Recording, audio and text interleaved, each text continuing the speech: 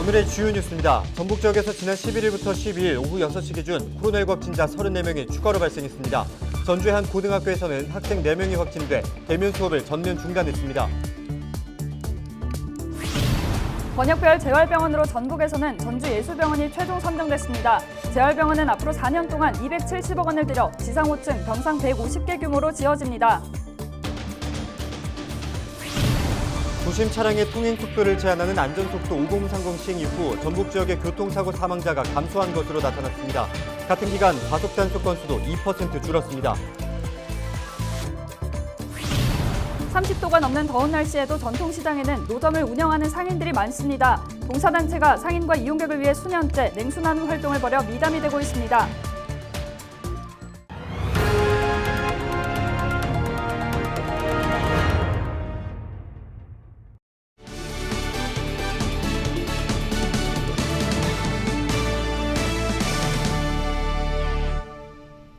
여러분 안녕하십니까? 헬로티비 전북뉴스입니다. 전북 지역에서 지난 11일부터 10일 오후 6시 기준 코로나19 확진자 34명이 추가로 발생했습니다.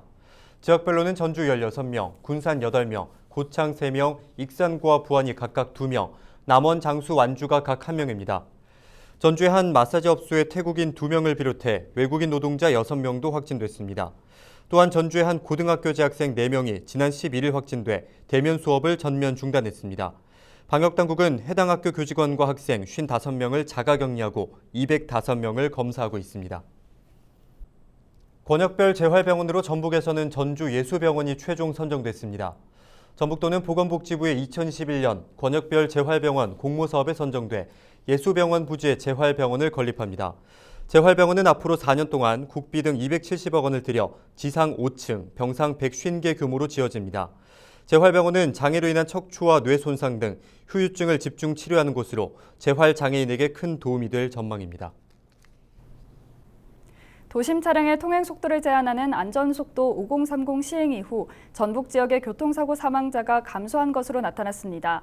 전북경찰청은 지난 4월 17일부터 100일 동안 안전속도 5030을 시행한 결과 사망자는 지난해 같은 기간보다 2명이 줄어든 16명이라고 밝혔습니다. 같은 기간 과속 단속 건수는 17만 7천여 건으로 지난해 같은 기간보다 2% 줄었습니다. 경찰은 안전속도 5030 시행으로 차량 흐름에 지장이 있을 거라는 우려와 달리 소통에 큰 불편은 없었다고 설명했습니다. 요즘처럼 30도가 넘는 더운 날씨에도 전통시장에는 야외에서 노점을 운영하는 상인들이 여전히 많습니다. 네, 폭염이 계속되는 시기에 남원 지역 봉사단체 회원들이 이 같은 노점 상인들과 전통시장 이용객들을 위해 수년째 냉수 나눔 활동을 벌이고 있습니다. 김남우 기자가 보도합니다. 봉사단체 회원들이 승용차에서 냉수를 옮기느라 분주합니다. 남원 지역 여성단체와 자율방재단 소속 자원봉사자들이 시원한 물을 마련해 전통시장인 남원 홍설시장을 찾았습니다. 30도가 넘는 폭염 속에서도 선풍기 하나 없이 물건을 판매하고 있는 전통시장 상인들은 자원봉사자들이 건네는 시원한 냉수에 감사의 마음을 전합니다. 너무 더운데 이렇게 물을 주니까 너무 감사하고 고맙습니다. 목마를 때 물 주면 힘나잖아요. 탈수도 안 일어나고 고맙습니다. 더위에 지친 전통시장 내 노점 상인들과 이웃들을 위한 냉수 나눔 활동은 7년째 이어지고 있습니다. 자원봉사자들은 남원 지역 주요 버스 정류장 이용객들에게도 냉수를 전달하고 얼음까지 비치해 더위를 피할 수 있도록 돕고 있습니다. 한여름에 최고 더운 날 남원 시민들한테 더위를 좀 어떻게 방법이 없을까 해서 지금 저 남원 장날에 물봉사를 시작하고 그다음에 승강장마다 얼음 비치를 지금 하고 있습니다. 그리고 남원의 어르신들이 쉴만한 곳을 찾아다니면서 지금까지 물봉사를 하고 있습니다. 해마다 무더위가 극심한 7월과 8월 사이 어려운 이웃들에게 무료로 냉수를 나누는 자원봉사자들. 더위에 지친 이웃들에게 건네지는 시원한 냉수 한 병이 한여름 폭염을 잠시나마 잊게 해주고 있습니다. 헬로티비 뉴스 김나우입니다. 하천 불법 영업에 대한 처벌을 강화하는 법안이 발의됐습니다. 더불어민주당 김윤덕 의원은 여름철 하천과 계곡에서 자릿세를 받는 등 불법 영업이 계속돼 문제라며 하천법 일부 개정안과 소하천법 일부 개정안을 발의했다고 밝혔습니다. 법안에는 허가받지 않고 구조물을 설치해 영업하면 5년 이하의 징역 또는 5천만 원 이하의 벌금을 높이는 내용이 포함되어 있습니다. 김 의원은 현행법에 처벌 규정이 있지만 불법 영업을 뿌리 뽑는 데는 역부족이라며 처벌을 강화해 불법 영업과 불법 구조물을 근절해야 한다고 말했습니다. 고가의 수입차를 법인용 차량으로 구매 등록한 후 사적으로 악용하는 사례를 방지하기 위한 법안이 마련됐습니다. 이용호 국회의원은 일명 무늬만 법인차 방지법인 법인세법 일부 개정 법률안을 대표 발의했습니다. 이 개정안에는 법인이 1억 원 넘는 고가의 차량을 구매하면 법인세를 감면해주지 않고 사용이 의심되면 세무당국이 점검하는 내용을 담고 있습니다.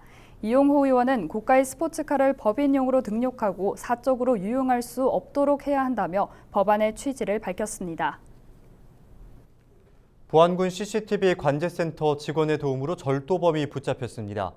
부안경찰은 CCTV 관제로 실시간 절도범 검거에 기여한 관제 요원에게 12일 표창장을 전달했습니다. 해당 요원은 지난 4일 절도 신고를 접수한 경찰이 용의자를 놓친 상황에서 다음날 용의 차량을 발견하고 경찰에 제보해 검거에 결정적인 역할을 했습니다.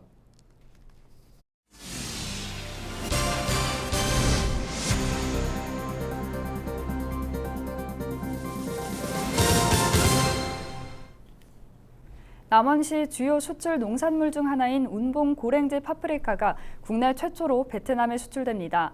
남원시는 12일 운봉 농협 농산물 산지 유통센터에서 파프리카 베트남 첫 수출 기념 행사를 가졌습니다.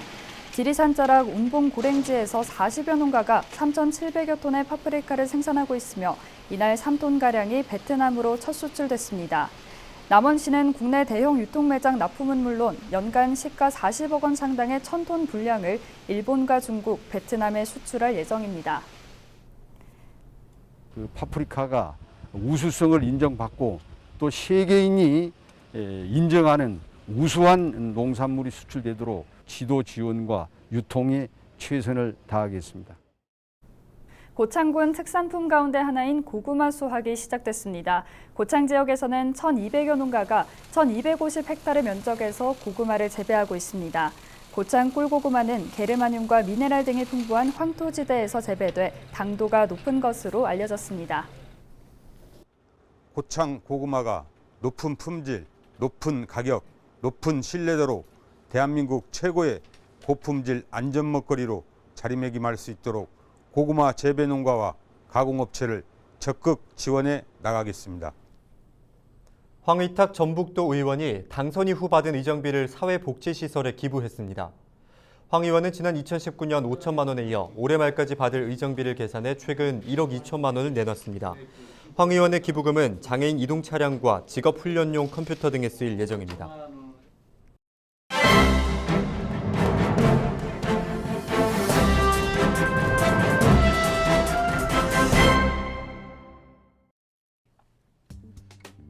전북일보 기사입니다. 최근 코로나19로 배달 음식 서비스가 확산하면서 관련 피해 사례도 갈수록 늘어나 소비자들의 주의가 요구되고 있다는 기사입니다. 한국여성소비자연합 전북지회에 따르면 배달 음식 서비스와 관련된 전북 지역 소비자 피해 상담 건수는 지난 2018년 2건에서 2019년 11건, 2020년 18건, 올해 1월부터 7월 말까지는 16건이 접수돼 꾸준한 증가세를 보이고 있다는 겁니다. 코로나19가 처음으로 발생한 지난해 1월부터 올해 7월 말까지 도내 소비자 피해 상담 건수는 34건이 접수돼 예년보다 훨씬 많은 것으로 집계됐다고 합니다. 배달음식 서비스와 관련된 소비자 피해 유형을 살펴보면 이물질 혼입이 8건으로 가장 많았고 품질 및 변질, 상해 발생, 부작용, 결제 관련 불만 등으로 확인됐다고 합니다. 그 밖에 소비자 피해 유형으로는 계약 내용과 다른 서비스 제공, 단순 문의, 배달료, 사업자 주문 취소, 불친절 순이었다고 하는데요. 한국여성소비자연합 전북지회 관계자는 이번 조사 결과를 바탕으로 배달음식 서비스를 이용하는 소비자 피해 예방 및 권익 보호를 위한 대안과 정책을 함께 제시할 예정이라고 전했습니다. 지금까지 신문브리핑이었습니다. 정읍 내장산 문화광장이 정비를 마치고 13일부터 다시 운영됩니다. 정읍시는 내장산 문화광장 진입광장에 직경 10m로 원형 분수대를 만들었다고 밝혔습니다. 또한 친수 공간의 경우 길이 70m에 20에서 25m 넓이로 조성했다고 덧붙였습니다. 정읍시립박물관 주변엔 정읍천과 부전천이 합류하는 지점에 범퍼보트도 운영될 예정입니다. 새만금 신시아미 지구에서 새만금 K-팝 축제가 열립니다. 새만금 개발청은 다음 달 10일부터 사흘 동안 기존의 캠핑 행사에 유명 가수 공연이 더해진 K-팝 축제를 개최합니다. 축제 프로그램은 버스킹 공연과 요리 경연, 영화 관람과 불꽃쇼 등이 마련됐습니다. 참가 인원은 캠핑에 100명, 공연 관람 차량 1,200대로 12일부터 선착순으로 신청받습니다. 정읍시 정촌가요 특구 운영 활성화 방안의 용역 최종 보고회가 정읍시청에서 열렸습니다. 최종 보고회에는 콘텐츠 개발 사업 타당성 조사와 기본 계획, 정촌가요 특구 활성화를 위한 관광 자원 발굴, 민자 유치 분양 부지 활용 방안 등이 제시됐습니다. 정읍시는 이번 용역 결과를 토대로 최종 수정과 보완을 거쳐 지역 자원과 특성을 고려한 운영 방안을 마련할 계획입니다. 이번 최종 보고회를 통하여 국립공원 내장산과 내장 리조트와 연계한 사계절 체류형 관광지로 거듭나기 위한 밑거름을 그려 나가겠습니다. 40에서 60대 신중년을 고용하는 김제 지역 기업은 매달 70만 원씩 1년간 지원받을 수 있습니다. 김제시는 고용보험 피보험자가 3명 이상인 기업으로 매달 182만 원 이상 월급을 줄 수 있는 업체가 해당한다고 밝혔습니다. 이와 함께 신중년 취업 지원 사업 참여자에게는 2년 동안 최대 200만 원을 지원하기로 하고 18일까지 참여자를 모집합니다. 오늘 저희가 준비한 소식은 여기까지입니다. 저희는 늘 지영민과 함께하겠습니다. 시청해주신 여러분 고맙습니다.